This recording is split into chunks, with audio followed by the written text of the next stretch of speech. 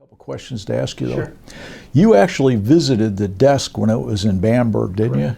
Yeah, you actually went in the Kaserne, as they called her, Bamberg Military. Correct.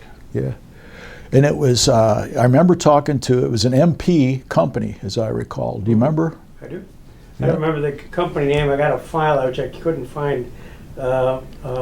Yes, maybe for the camera, I'll give a little backstory here. Yeah. Just to kind of set the stage, and then we'll talk a little bit about Yeah. that, and most importantly about you. You know, because you don't get to Colonel, you don't get to General Cody unless you are who you are.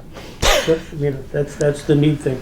So, backstory. We're here to talk about. In fact, it's a nice article that we did find called "The Desk Odyssey Ends in Jamestown Thanks to the Efforts of Many," and how it got started. Crazily. A story that involves several players, many of them in the audience tonight. It started on May 17th, 2003, when a professor from St. Bonaventure named John Neeson was traveling on his way to Buffalo. And as he was listening to NPR, station he doesn't always listen to, but nevertheless was listening, there was the dedication of the Robert H. Jackson Center, and the principal speaker was Chief Justice William Rehnquist. That was imprinted on John Neeson. And John, if you want to wave, just because I'm going to talk about you here for a second.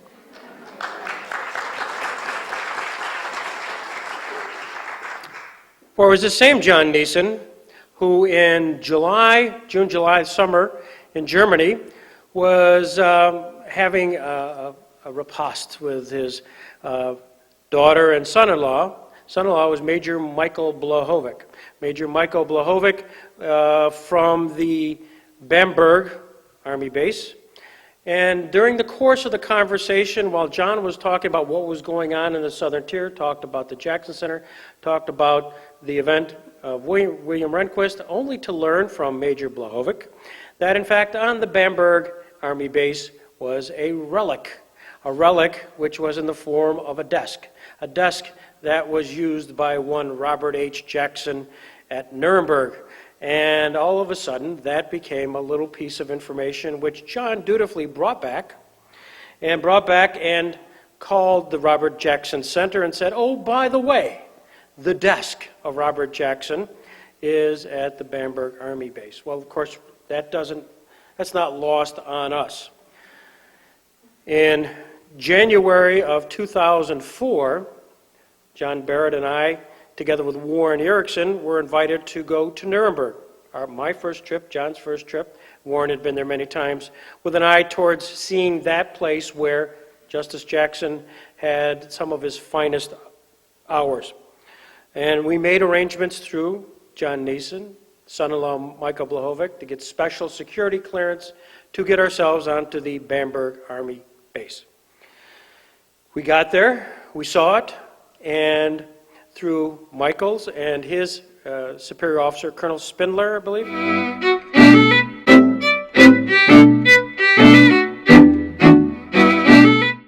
Was security for the Nuremberg trials. Okay. At some point after that, this desk was given to the battalion.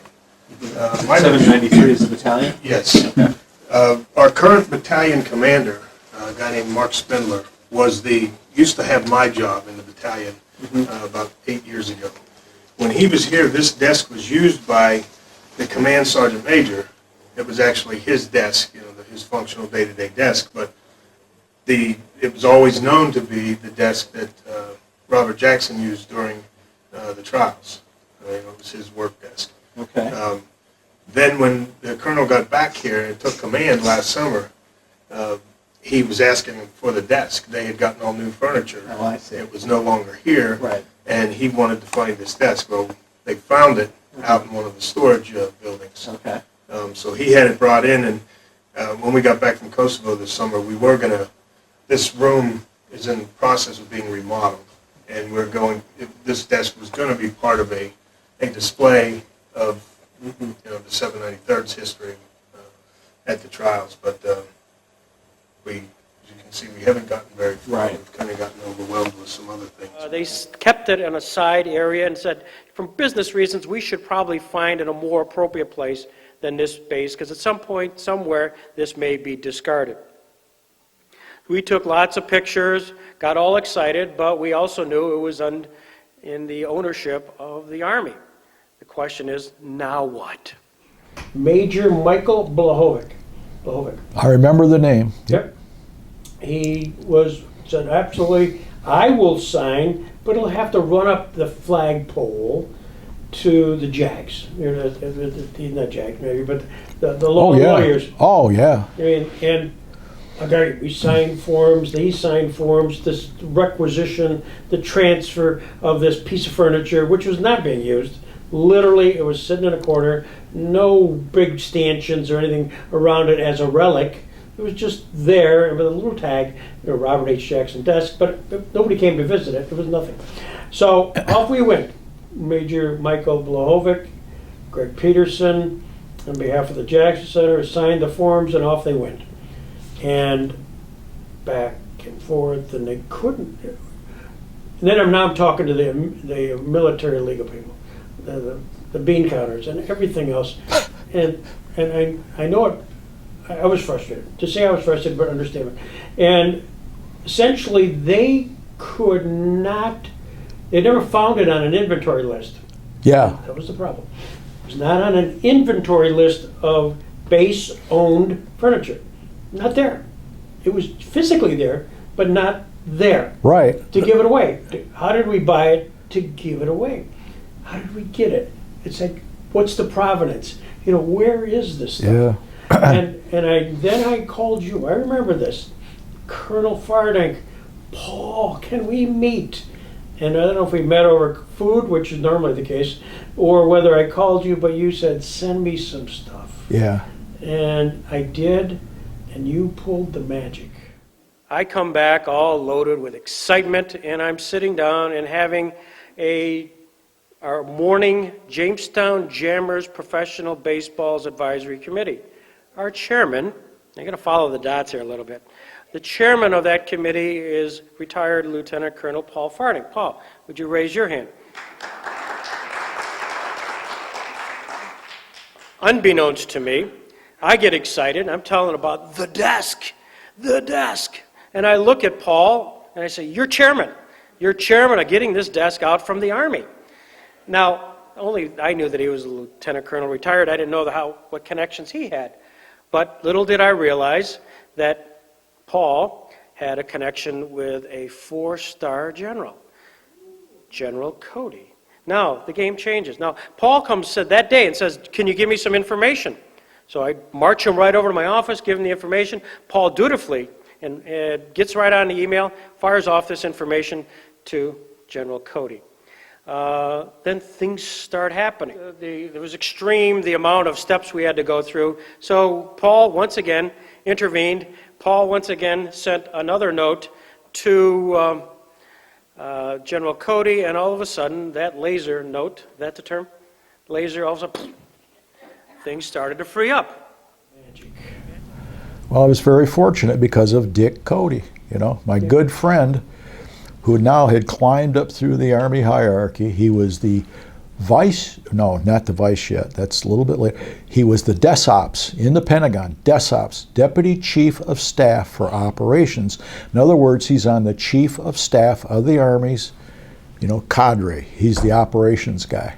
He's a 3-star. And I said, Dick, I explained to him what was going on. He goes, Paul, I got to make sure, because he's always above board, he's not going to pull anything. Please send me some data on the Jackson Center that it is a real live place, and they've got a real mission, and send me the goodness. So I did. I sent all that. And then, golly, it was almost a week later, a full colonel, a bird colonel, in the Pentagon, in the JAG, Staff Judge Advocate, that's the Army speak for lawyers, called me, this colonel, and said, hey, I've been given the mission to authorize Jackson Center to get this desk, but I need some data. Again, so here we go again. I think I had to send them stuff that you gave me that they were after the fact. I remember, is it a museum? Oh yeah, it's a museum among many things, you know. And there is something that says they're a museum, right? Or a chart. Is it in the charter? I can't remember. It's 20 years. But I sent him all that stuff, and then I didn't hear anything. And then, golly, it was like 2 weeks later. A major called me from the Pentagon. I'm your project officer. It's up to me to help you get that desk. Great, let's go for it. Yeah. Well, so Cody, and I told Cody right away, you know, and I said, hey, thank you for pulling all these strings, because you cut through the bureaucracy. Because if we'd have just not had that connection, we wouldn't have gotten that. I mean, we might have, but it would have taken forever. You know, it would have. And so then the major said, here's your point of contact. It's an MP company, military police company, at Bamberg Military Barracks that has the desk. Here's your point of contact. And he had a phone number and an email address. God, 2004 emails. So I emailed, and I got a response right away. And you talk about a nervous Nelly. This guy was a staff sergeant, E6 staff sergeant. You know, I said, you're the point of contact. He goes, I'm the only one here. I'm the senior person here because the whole unit's deployed. Because lots of times units in Germany would deploy to Iraq and Afghanistan, and he was like the stay behind chief, okay? He says, well, you've been informed, and we've got some people from the States, you know, they're going to come to the concern there and pick up the desk. Oh my God, oh my God. So I gave him all the contact information there. I can't remember the guy's name, you know, that had the truck that was going to come to the concern. He goes, but I can't let it go. You've got to have to sign for it. I said, okay, I'll sign for the desk. Send me something. So he faxed me a hand receipt, a U.S. Army hand receipt. Desk, one each. Really? Yeah. So I signed it, you know, and I sent it back to him. He goes, okay, we're good. I'll let it go, but you know, you may hear something later on. So that's all it took, and he let the truck on the concern there, and they picked it up. Yeah. Wow, I'm just so glad you're giving us the rest of the story. Let me read what happened thereafter. So I got the phone call from you explaining generally what happened. The desk's available. It's in Bamberg. Great news. Another challenge. Miles to go. The notice came that the desk would be available at Bamberg. All right, well, that's great. That's in Germany. Now what? How do we get it off, and how do we get it here? So enter Bush Industries. Enter Jackie MacArthur and Ernie Artisa. Wave your hand.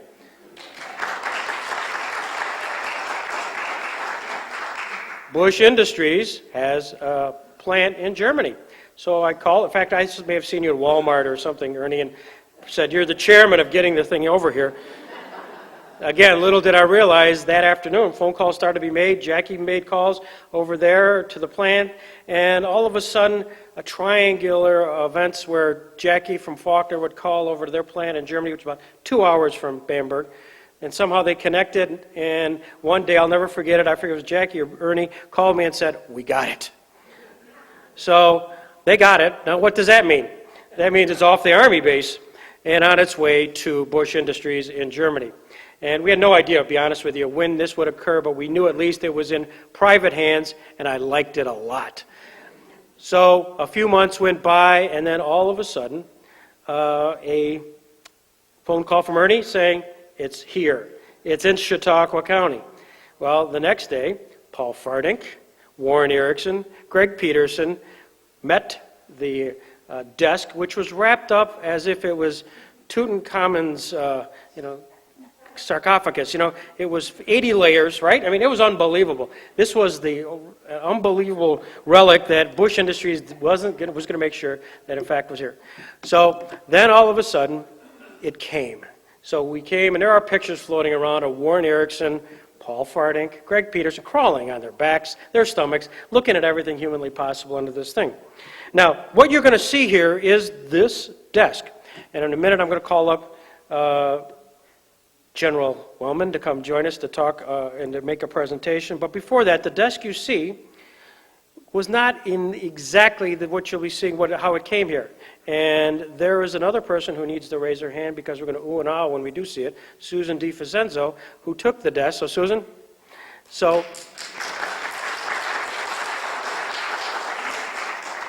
And therefore, she took it, made it look like what it is today, a magic piece for the Jackson Center. And I can't wait for the conclusion of this, because in just a second, somebody will actually present it to us. So with all those people, you can just see how it went from John Neeson, Major Blahovic, John Barrett. It went all the way from Paul Fardink, General Cody, Jackie MacArthur, Ernie Artista, Susan DiFacenzo, to Barclay Wellman. So Barclay, come on up.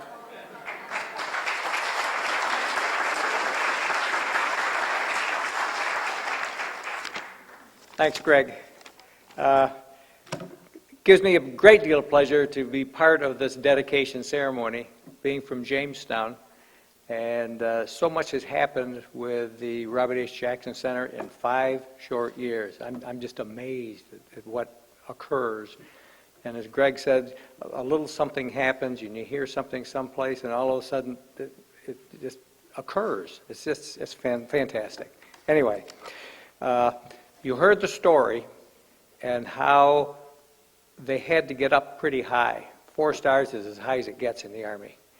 And I've got a letter here from General Cody, whose current title is Vice Chief of Staff. That's second in command in the Army. To Roland Kidder. Dear Mr. Kidder, thank you for the invitation to attend your dedication ceremony of the desk used by Supreme Court Justice Robert H. Jackson in his role as Chief American Prosecutor at the Nuremberg trials following World War II. Unfortunately, as I have stated previously, I will be unable to attend. While I could not be present to dedicate the desk, it was my pleasure to assist in recovering this important piece of history for display and exhibit. The Robert H. Jackson Center is an outstanding institution devoted to educating the American people on the way justice should be served. Sincerely, Richard A. Cody, General, United States Army. Quite a letter.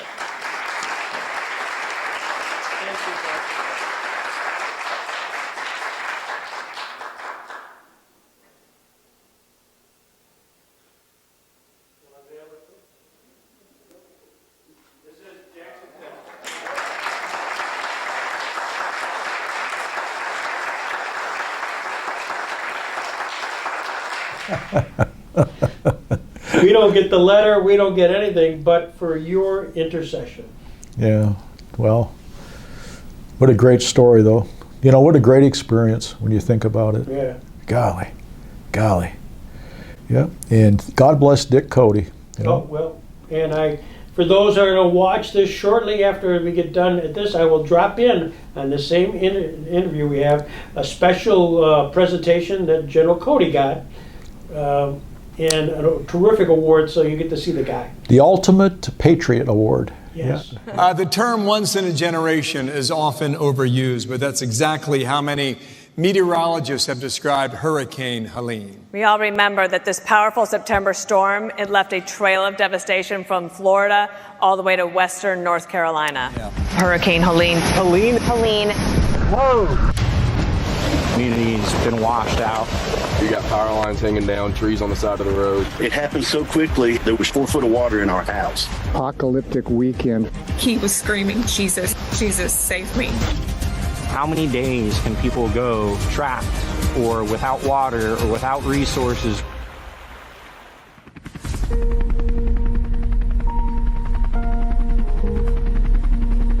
We were out at the airport and they were loading helicopters, and my son said, we've got a retired 4-star general, General Cody. He's coming in with his own helicopter. About the time he finished telling me this, here he comes. Lands right in front of our command center.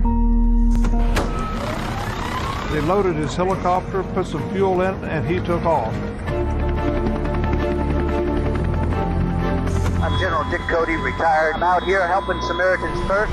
Homes have been destroyed, cars are upended, roads impassable. I go to places where big aircraft can't get into. We're delivering heaters and other supplies to get them up into the mountain communities.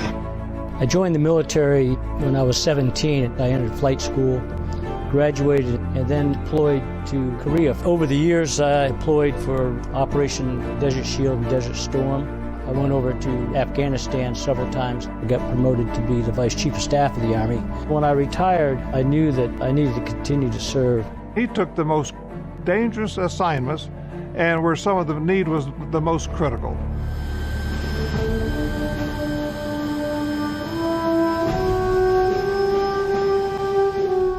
I'd land, and it looked like these people hadn't slept in a long time. They'd get out and they'd all hug me.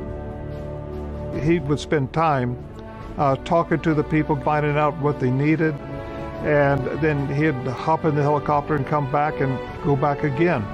And he did that nonstop. It was amazing to see that community come together, seeing those people risking their lives for others. Bringing food and helping in any way they can. God's good. General Cody has delivered hope, Father. 18 times he's taken his bird out and he's delivered hope. At 74 years old, I'm not done yet. He's a great American. For me, it's been a great honor serving with this great army of yours. Thank you very much. Cody out.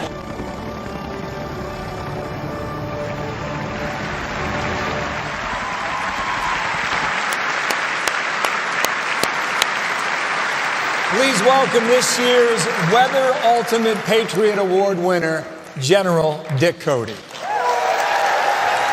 And he's joined by Edward Graham. He's the Chief Operating Officer of Samaritan's Purse. Well done, buddy. Well done. I was just one of probably 100 helicopter pilots that showed up and answered the call to duty one more time for the devastation in North Carolina. A lot of civilian helicopters, a lot of active duty helicopter pilots and stuff. They were all younger than me, I might add.